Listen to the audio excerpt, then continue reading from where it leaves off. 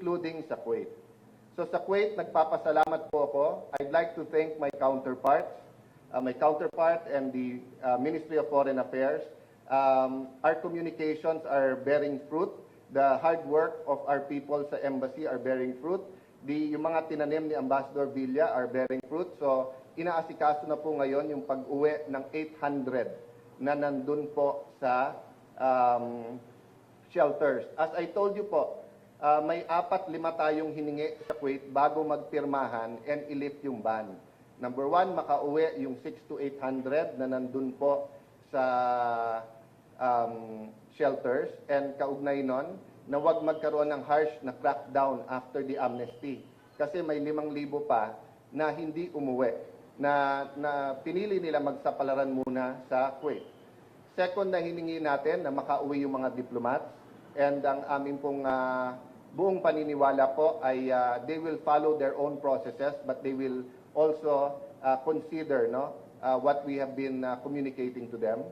Third, ang sinabi po natin na yung mga kaso, that the best deterrent for abusive employers ay may makasuhan at may makonvict. We have never said, and let me reiterate this, whether it's the President, myself, or other senior officials, we have never said that a majority of the Kuwaiti employers are abusive. We have always said that a great majority, 96, 97%, are not only good employers, but they treat the Filipinos as their family members.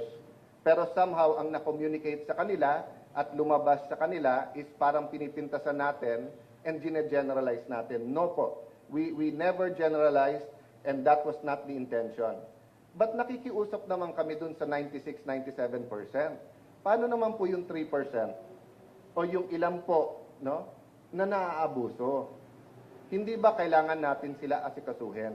And dito po sa agreement, nakasama yung oras yung pagpahinga, kasama na pwedeng sa bangko na dapat idiretso yung inyong sweldo para makita kung talagang tama ang kinikita or nababawasan. Lahat po na ito ay nasa agreement, makikinabang po dito 100%. And the other thing that we asked for, so the 800, the diplomats makauwi, yung mga kakasuhan, yes, the cases of abuse, and then the 120 who are requesting assistance. I don't want to use the word rescue, pero para maintindihan nyo, may 120 pa na tumawag sa embassy na tulungan nyo kami. Varying forms ang kanilang mga complaints. That is all moving now, and we are grateful to our Kuwaiti counterparts. Having said that, bakit ako nakikiusap sa recruiters?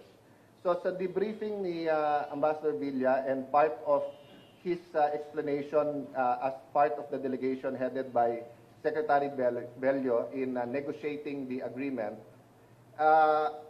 we found out, and alam naman to, katulad ni Congressman Bertis, katulad po ng ni Toots Ople, ng mga OFW groups, matagal nila sinasabi to,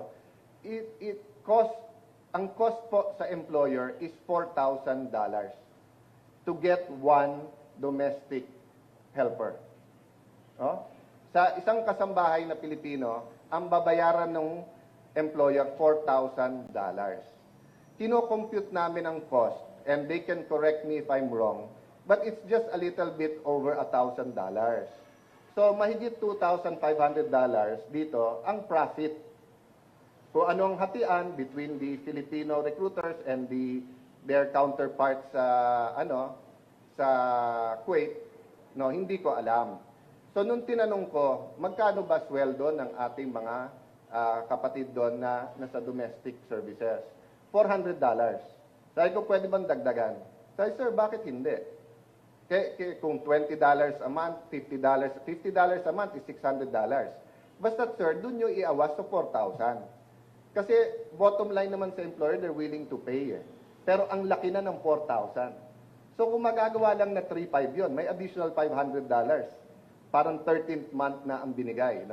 And that's why, of course, hindi namin nasasabi sa inyo lahat ng details. May isang network. Ang kanilang in-interview sa Kuwait, hindi Workers Association. yung association ng recruiters. So, siyempre, ano sasabihin ng recruiter sa inyo? Gusto nila lahat nandito. Dapat i-lift na yung ban. Negosyo nila yun eh. At hindi masama na negosyo nila yon. Marami silang pamilya na natutulungan. No? There's nothing negative about having recruitment agency. Let me clarify that. Having said that, we have to level off expectations with them. Tell us, recruitment agencies, saan ang additional yung gastos sa gobyerno, iisa-isahin namin yan para mawala yung additional gastos. Para yung additional gastos na yon, huwag niyong idagdag sa profit. Idagdag natin sa sweldo ng ating mga empleyado. So let me close by just saying that the soul of the DFA is service to the Filipino people. And the ones who need it most is our OFWs. And among our OFWs, professionals, mga chef, mga accountants, mga engineer, businessmen, dun po sa domestic services ang pinaka-nangangailangan ng tulong sa atin. So there are many issues, and we will deal with those issues at the appropriate time. Ngayon, whether it's the issue with the West Philippine Sea, whether it's the issue with EU, whether it's the issue with Kuwait, normal na yung kabilang side may ilalabas na argument. Bakit naman tayo mahuhulog hook, line, and sinker sa argument nila? Di ba? So kung sasabihin nila, kaya kami nainis dahil 1, 2, and 3. That can be the real reason, or that could be a communication meant to affect us in our negotiating stance. This is a negotiation. As you know, the diplomatic part is not a negotiation, but the labor part, di ba, pagka-union, nakikipag-negotiation sa CBA, hindi ba sasabihin, sige, sa kumpanya, sige sir, kapag ganyan usapan, walk out na lang kami, ganyan usapan sir, strike na lang kami. Sasabihin naman ng management, pag nag-strike kayo, magsasara kami. Sometimes those are partially true. I grew up, my dad was a labor lawyer, no? And minsan may kumpanya talaga nagsasara pag nag-strike, pero madalas hindi. At minsan meron talagang union nag-strike, pero madalas nagkakasundo. So just because sinabi nung kabila, eto dahilan kung bakit kami nairita, eto kasi ginawa nyo ganyan. You know, let me ask some of the critics here, whose side are you on? This is not DFA versus you or Kuwait versus us. This is about the OFWs and how they are suffering there. And if there are some miscommunications with our Kuwaiti counterparts, we are clarifying that, no? So I just say this not in the interest of you not criticizing us. You're free to criticize us. But allow us to settle this first. And we will not settle this, by falling into everyone else's argument. We will settle this by being focused. Ano ba kailangan ng Pilipino abroad? At ano ba dapat nating ibigay sa kanila? So from the start, di ba, ang ninarrate ni Presidente sa inyo, hindi naman nagbago. Ang kulang lang, paano i-implement yon? Kasi kahit anong agreement po, kung hindi implementable, baliwala. And that's the same thing I told Chairman Mike. Chairman, kahit anong ganda ng kontrata nyo o anong pangit ng kontrata nyo, labas na ako dyan dahil nasa Malacanang ang review niyan. Ang nasa akin, yung nararamdaman ng tao. Kung ang tao anytime pwede kumuha ng passport, okay tayo. Kung ang tao kahit anong ganda ng kontrata nyo, hindi nakakakuha ng appointment, hindi nakakuha ng passport, hindi tayo okay. So nag-respond po kagad sila. They gave us machines, the mobile, so sa abroad po, they can go to the different constituencies rather than lahat pupunta na lang sa embassy. And here po, they're helping us not only with the machines, but also with these vans. Of course, ASEC Frank has also purchased 140 ba yun? ASEC na data capturing machines, and this will be distributed also dun sa... We're hoping to have at least 8, but maybe 9 or 10 RCOs, bagong regional consular office by the end of the year. So ulit sa mga kapatid natin sa media, thank you sa pagbabantay ninyo dito sa DFA. It's our privilege to answer your questions. Feel free to criticize. Point out kung may mga mali. Kung may nagpapapirma ng loyalty check, mali yon at hindi dapat gawin yon. Kung hindi totoo yon, fake news yon. Kung totoong news yon, pero hindi namin alam na nagaganap yon, I'm now directing the career officials and all employees of the DFA. Huwag kayong pipirma ng kahit anumang support.